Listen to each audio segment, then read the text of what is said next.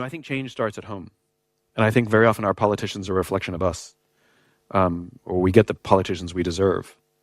And to not want to engage with somebody because they have a different political point of view, even one you find offensive or abhorrent, you can't make peace with your friends. You can only make peace with your enemies. And the only way you make peace is through engagement and to find common ground.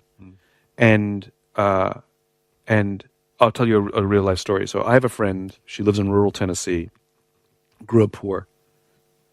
And we became pretty good friends. And she came out to visit me in New York. And we went for a long walk. And I discovered that she's a conspiracy theorist. And I don't mean one of them, I mean like all of them. And I didn't know this.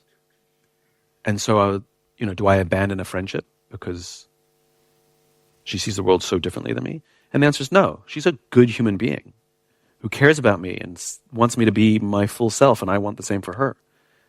And we went for this walk, and she started saying something conspiratorial. And I definitely thought, and pretty sure I said, "How can you be so stupid?" To which she stopped in her tracks. And to her credit, she didn't just fight with me. Because both sides think the other side are the sheeple, right? And she said, "You just called your friend stupid." And I was like, I did.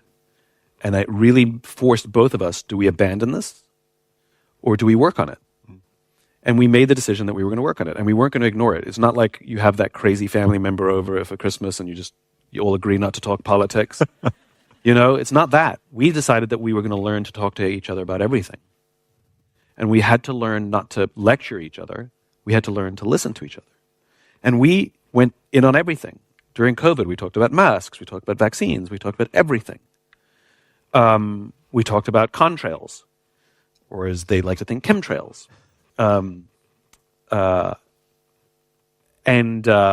It was amazing, because what I learned was I had to learn to replace my judgment with curiosity.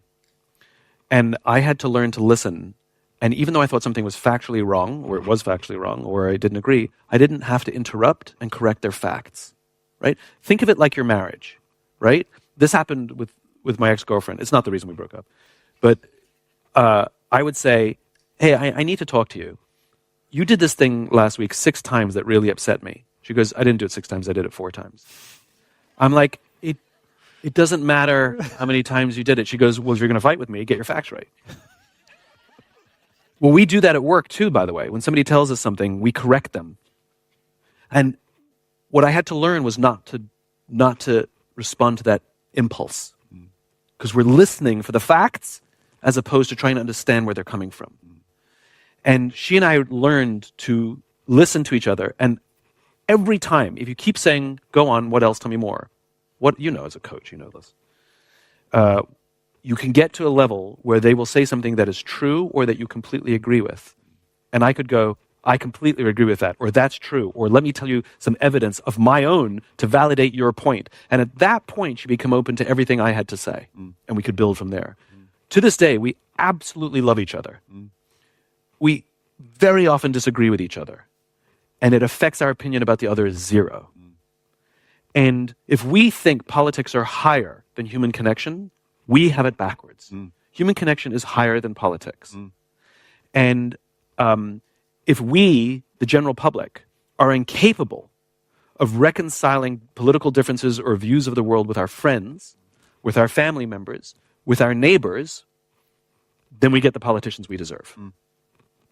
And until we learn that skill set, and by the way, when we learn that skill set, there are ripples. Because when somebody is on the receiving end of feeling heard, it kind of makes them want to give that feeling to someone else. And we are more responsible for world peace than our politicians. But I think that skill set is desperately lacking. The skill of listening is my friend Bill Urey, who wrote Getting to Yes, is one of the world's greatest negotiators, peace negotiators. Bill always talks about how we have talk shows, but we need listen shows. We have peace talks, but what we really need is peace listens. The entire internet is a marketing tool. Like every piece of social media is just for marketing. If you're not selling something, you're not on there, right? We're selling ourselves, we're selling our happy lives, we're selling it's all broadcast. There is literally no mechanism in our modern world for listening, and it's not the comments section. Good point. I've changed my mind. Said no one ever. We shout at each other. Yeah. And so we're really good at not listening and shouting at each other and forming our arguments. Yeah. So I really had a lot of respect for the president when he said, everyone I meet with, Putin, Xi, some of the people who we define as our enemies, they're still human beings. And I have to learn to connect with them on that level. And I have to learn to, I may not come to an agreement with them, but I have to see them as human. I thought that was, at that level, Yeah. If he can do it, then we don't really have an excuse.